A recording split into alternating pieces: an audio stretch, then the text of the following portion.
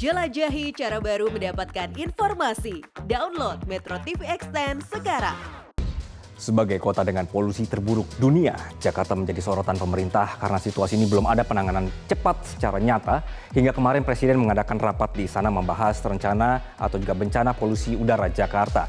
Saya mulai segmen ini dengan menampilkan data kualitas udara kota Jakarta dan sekitarnya yang dipantau oleh IQR.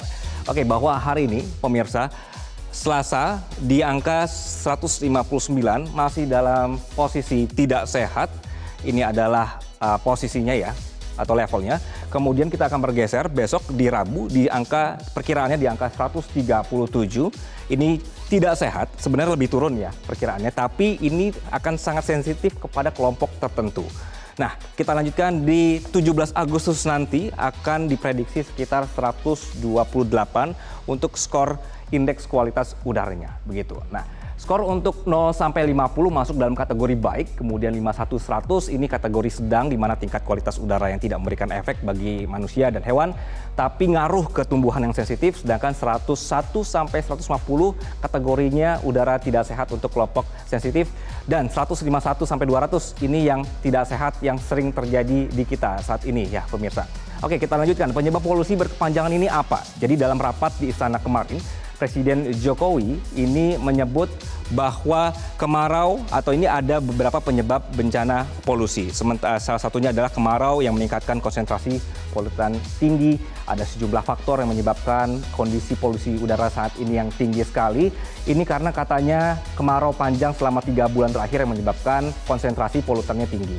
Lalu penyebab lainnya, pemirsa, ini adalah soal emisi 24 juta kendaraan. Nah, angka detailnya di 24,5 juta kendaraan bermotor di Jakarta, mayoritas adalah sepeda motor dengan komposisi 78%. Sepeda motor menghasilkan beban pencemaran per penumpang paling tinggi dibandingkan mobil pribadi bensin, kemudian mobil pribadi solar, mobil penumpang, dan juga bus. Lalu penyebab ketiga menurut Presiden adalah, ini pemirsa, aktivitas industri wilayah Jabodetabek, terutama yang menggunakan batu bara di sektor industri manufaktur. Tambahan data dari Suku Dinas Lingkungan Hidup Jakarta Utara, ada 13 perusahaan yang punya 20 cerobong di sekitar Rusunawa Marunda.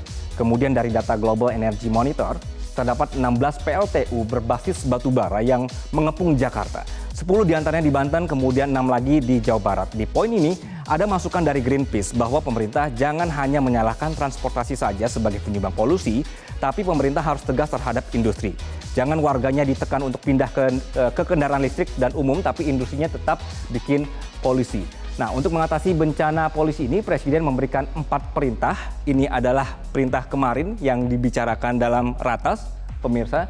Jadi untuk jangka pendeknya, ini harus secepatnya diintervensi. Untuk meningkatkan kualitas udara di Jabodetabek, Presiden minta supaya ada rekayasa cuaca untuk memancing hujan di Jabodetabek, kemudian menerapkan regulasi untuk percepatan penerapan batas emisi, jadi dibatasi, lalu memperbanyak ruang terbuka hijau, dan Presiden ingin bawahannya harus berani mendorong banyak kantor melaksanakan hybrid working, diatur lagi antara work from office, kemudian work from home, ini harus ada lagi mekanisme seperti ini.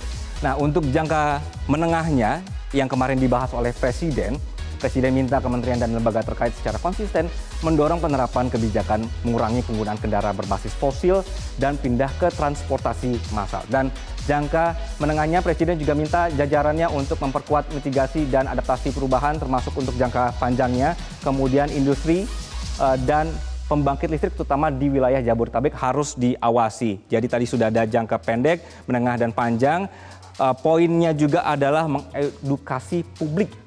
Ini sudah harus dimulai pemirsa, karena suasananya kalau Anda di Jakarta ini benar-benar parah. Kalau Anda keluar sekarang sudah harus pakai masker.